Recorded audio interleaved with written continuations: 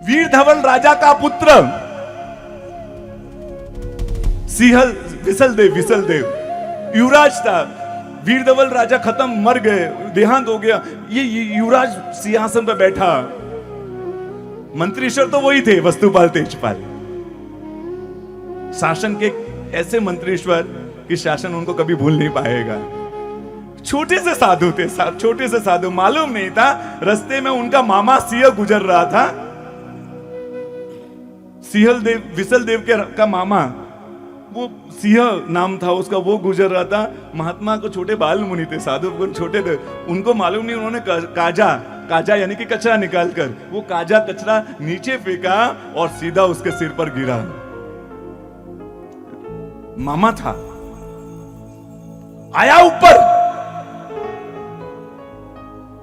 सीधी जोरदार थप्पड़ लगा दी बाल मुनि को, छाटा। क्या समझता है? तुम्हारा मंत्री जैन है तो तुम कुछ भी कर सकते हो, ये नहीं चलेगा यहां पर। ऐसा धमका कर वो चला गया। साधु भगवान रोते रोते अपने आचार्य भगवान के पास आए। क्या हुआ? कुछ नहीं बेटा, कुछ नहीं। कुछ देर के बाद वस्तुपाल तेजपाल मंत्रीश्वर वंदन करने आए गुरु भगवंत को। आचार्य भगवान ने कुछ नहीं बताया, लेकिन श्रावकों ने बताया मामा आए थे, थप्पड़ लगा करके छाटा मारा। ऐसा? हाँ, सभी इकट्ठे हो गए जैन। ऐसा नहीं चलेगा मंत्रीश्वर, कोई हमारे हमारे हमारे हमारे हमारे बाल मुनि पर थप्पड़ लगा दे और हम ऐसे सहन करके बैठ जाएंगे, नहीं चलेगा। आप मर्द के बच्चे हो ना, आप मर्द हो ना, तो जिस हाथों से उसने अपने बाल मुनि को थप्पड़ लगाए ना, वो उंगलियां काट कर लेकर आओ। उंगलियां काट दो। हाँ, हम अहिंसा के पुजारी हैं, हम कीड़ी को भी गलती से नहीं मारते हैं, लेकिन शासन पर कोई हुआ तो हम उसको छोड़ते भी नहीं हैं। जब शासन की बात आई तो कफन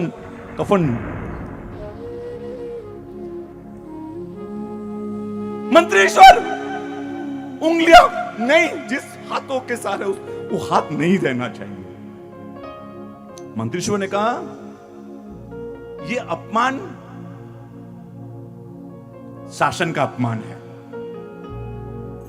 बाल मुनि का अपमान नहीं है, शासन का अपमान है। और शासन का अपमान राजा का मामा तो छोड़ो, राजा भी करेगा ना, उसको भी दंड दिया जाएगा, उसको भी नहीं छोड़ा जाएगा।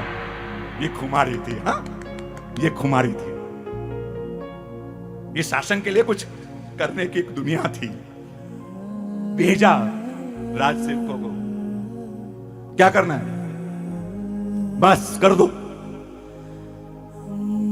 पांचों उंगलियां काट दी। वो भागता भागता आ गया, भागता भागता गया अपने अपने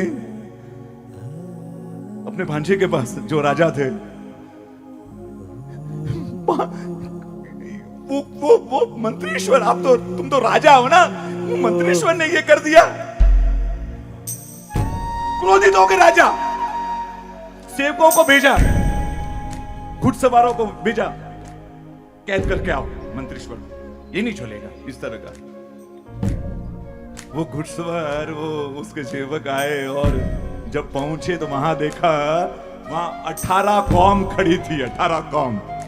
क्योंकि मंत्रीश्वर ने सिर्फ अपनों का दिल नहीं जीता था, पूरे राज्य के हर लोगों का दिल जीता हुआ था। जैन वो होता है जो सबके हृदय में बैठता है। वो चलने वाले रिक्शा वालों का भी दिल जीतता है। वो मंदिर के बाहर वॉचमैन होता है, उसके साथ भी अच्छे ढंग से पेश आता है, उसके दिल में भी जगह बनाता है। वो जैन होता है, वो जैन होता है। वो सिर्फ परिवार का प्रिय नहीं होता है, वो सबका प्रिय होता है। और ये सबके प्रिय थे। 18 कौम खड़ी हो गई उसके सामने। वो राज आए, वो सेवक आए, किस लिए आए हो बताया, राजा ने हुक्म दिया है, बोला चले जाओ शांति से। राजा है ना, राजा, वो समझ नहीं रहा है वो किसकी बात में आया है। वो अपने मामा की बात में आया है, उसको समझा दो। किसी समझदार की बात को माने, ऐसे मामा की बात को से राज्य नहीं चलता है। समझदार की बात को सुनेगा तो राज्य चला पाएगा, बाकी बहुत मुश्किल हो जाएगी उसको। कौन कह रहे? चीन नहीं कह रहे, 18 कौम वाले कह रहे हैं उनके सामने। जाकर बोल दो, उस पर हाथ तो लगाने की ताकत किसी के नहीं है। आज गुजरात में, आज धोलका में ये जो समृद्धि दिख रही है ना, उसके पीछे ये दोनों मंत्रीश्वर है। उनके कारण ये पूरे गुजरात में समृद्धि है, पूरे गुजरात के है। वो नहीं हाथ उठा सकते तुम उनको, कैद करने के लिए आए, हाथ नहीं लगा सकते उनको। वो माँ अनुपमा, हाँ मालूम पड़ेगा ना, वो माँ अनुपमा जो तेजपाल की पत्नी है, एक आवाज देगी ना तो पूरे कौम की स्त्रियां है ना, वो रणचंडी बनकर तुम्हारे सामने आ जाएगी, रणचंडी बनकर। क्योंकि उस माँ अनुपमा ने युद्ध के मैदान में जब सैनिक घायल हुए तो माँ बनकर सेवा की है उस माँ अनुपमा में। वो अनुपमा सिर्फ मंदिर बनाने का काम नहीं किया, जो मंदिर बनाया तो वो तो बनाया है, अपना जीवन दिया है, साथ में उसने क्या क्या काम किया इसलिए तो शायद वहां जो आए थे सबके हृदय में प्रभु का शासन की स्थापना हो गई थी उन माँ के कारण। जाओ यहां से, सीधे चले जाओ, आगे बढ़े तो तुम भी लौट नहीं पाओगे। गए वो तो राजा को बताया, क्या हुआ सब बात बताइए। अब राजा करे क्या, लेकिन इज्जत का भी सवाल था, राजा था आखिर, कैसे पीछे मान रहा जाए। मामा था, उसने कहा इस तरह से छोड़ दोगे आप? नहीं छोड़ेंगे। एक काम करो, सेनापति को बुलाओ, सेनापति को बुलाकर कहो सेना तैयार करे, सैन्य तैयार करे और उसको लेकर आए। मैसेज पहुंचा है सेनापति को। तब वहां का राजपुरोहित सोमेश्वर, राजपुरोहित वृद्ध था, होशियार था, वो खड़ा हुआ, उसने कहा राजन समझदारी से काम लीजिए, समझदारी से। वस्तुपाल तेजपाल के सामने आप गए, आपके राज्य की सत्ता हिल जाएगी। आप समझ जाओ, आपके राज्य की सत्ता हिल जाएगी। आप नहीं समझ रहे हो वो कौन है, वो कौन है, कैसे है। अरे उस बाल मुनि को, वो मुनि थे ना, आखिर तो साधु थे ना, उसके सामने उसने थप्पड़ कैसे लगाई। अरे साधु की रज, हाथों से मिली हुई रज, धूल भी वो गंगा जल से पवित्र होती है। हाँ? तो ये तो काजा उसके सिर पर गिरा था, उसने उस बात को इतना सीरियस लेकर उसको थप्पड़ क्यों लगाई। अभी भी राजन मान जाओ, आप समझते हो कि आप आगे बढ़ जाओगे। वो सेनापति ना, सेनापति जो सैन्य संभाल रहा है, उसका दंड नायक वो खुद तेजपाल है, और सेनापति दंड नायक को पूछे बिना आगे नहीं बढ़ सकता। आप क्या करोगे? आप संभल जाओ, बात पीछे खींच लो। ये बातें चल रही थी, तब तक तो वो एक सैनिक आया, तलवार लेकर आया, तलवार नीचे रखी उसके सामने। कौन सी, क्या तलवार, ये कौन सी, किसकी तलवार है? सेनापति जी ने तलवार भिजवाई है। उन्होंने कहा है मैं उनके खिलाफ नहीं जा सकता, मैं अपनी नौकरी छोड़ सकता हूं, लेकिन मंत्रीश्वर के खिलाफ नहीं जा सकता। मेरी सेनापति, एक तलवार स्वीकार करो। दूसरी तलवार निकाली, ये क्या है? ये हम सब सेनापतियों की तरफ की तलवार है, हम सब सैनिकों के तरफ की तलवार है। हम अपने मंत्रीश्वर के खिलाफ नहीं जा सकते, हम भी हमारी तलवार समर्पण करते हैं, हमारी तलवार समर्पण करते हैं।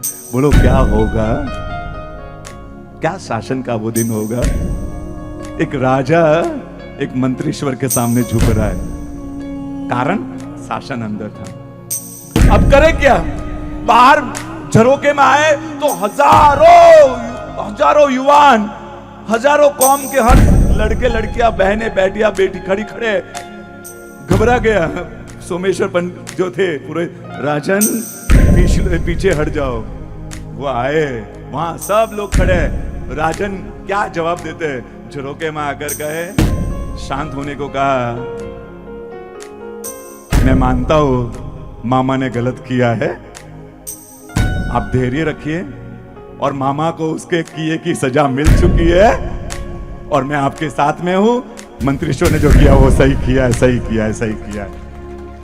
सब वहां पर शासन माता की जय, शासन अमर बने, शासन जयवंता रहे, जैनम जयती शासनम। ऐसे ऐसे ऐसे निकल वहां से निकल गए।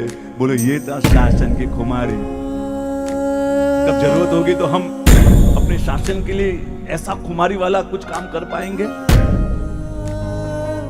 क्या शासन?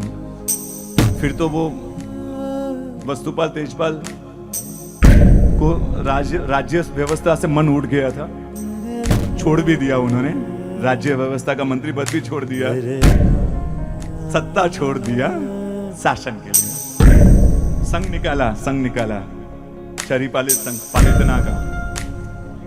बीच में एक गांव में उनके बड़े भाई वस्तुपाल की तबीयत बिगड़ी, आखिरी क्षण, और आखिरी क्षण में वो आंखों में आंसू थे।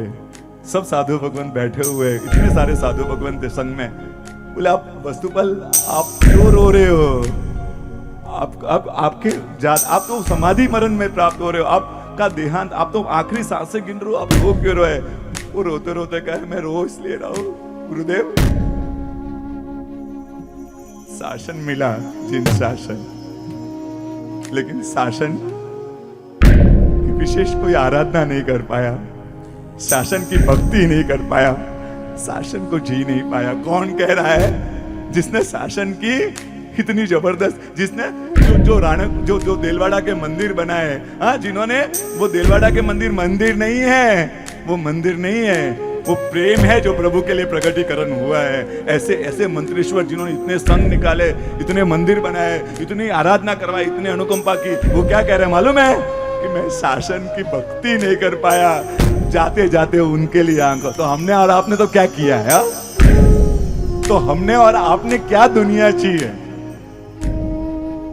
आंखें बंद होने से पहले वो वस्तुपाल रो रहा है, मैं शासन मिला तो शासन को जी नहीं पाया, शासन की आराधना नहीं कर पाया, शासन की सेवा नहीं कर पाया, और ऐसे आंखों के आंसुओं के साथ उन्होंने प्राण त्याग किया। कहते हैं वहां बैठे हुए सभी साधु भगवान की आंखों में आंसू थे एक श्रावक की मौत पर।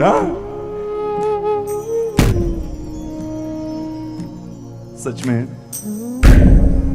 आज ये वो तो चले गया, अपना समय देकर, अपनी संपत्ति देकर, अपना सर्वस्व देकर हम क्या कर रहे हैं? शासन में कोई आफत आएगी तो हमारा क्या रोल होगा? मैसेज आते ना, मैसेज, जागो जैनो जागो, मैसेज पढ़ते हैं। शासन के इस तीर्थ पर ये तकलीफ हुई है, साधु साध्वी जी भगवान पर ये आफत आई है, हम पढ़ते हैं हाँ, जागो जैनो जागो। फिर क्या करते हैं? फिर मैसेज को फॉरवर्ड करते हैं और फिर सो जाते हैं। जागो जैनो जागो, ये हमारी जिंदगी है।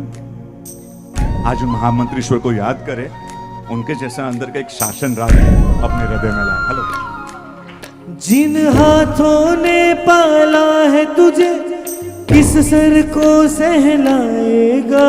बलिदान हुए तुम शासन पे, तो किन हाथों को थामेगा?